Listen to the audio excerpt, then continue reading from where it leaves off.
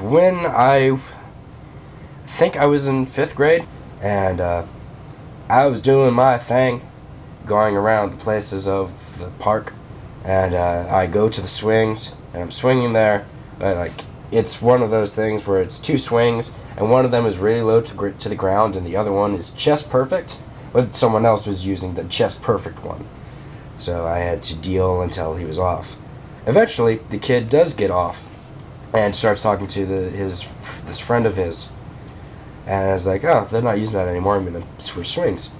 So I do, and like after a minute, one of the kids comes over to me and says, hey, what are you doing? That's our swing. I was like, okay, I didn't know that you were still using that. Sorry about that. I was probably going to get off after a couple seconds, but I didn't. I just kept swinging because I wanted to. Then the other kid walks up behind me and says, should I kill him? And the first kid says, yeah. So he pulls out a switchblade. I make the smart choice to jump off the swing and back away because they're like big ass fucking tall dudes where I'm this kid. I do my best to get the hell away from them. I realize that the kids are following me. So I do the reasonable thing and shout at the top of my lungs, get the fuck away from me. They freeze, dead in their tracks, and I run. Just out of nowhere, a pair of hands just grabs me by the neck, and someone's got me in a chokehold. And then just, I'm thrown to the ground, and like I lose consciousness for like a minute.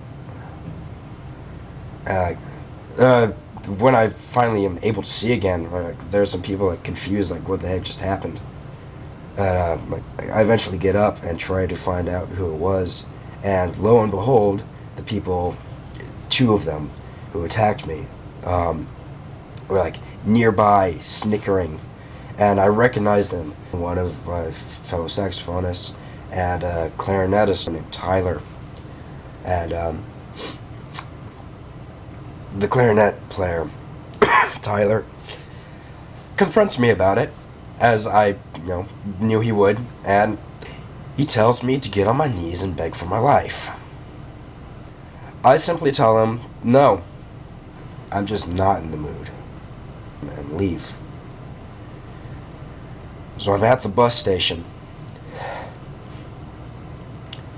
The clarinetist follows me with a gang of maybe 15 people. And they all start shouting death threats. The only reason why I got away is because 1, the bus was coming, and 2, because the best friend I ever could have had, tuba player named Jay Black, who is like a foot taller than me. He's huge and ripped, so you don't want to mess with him. He stands in between us and tells me to get on the bus and go.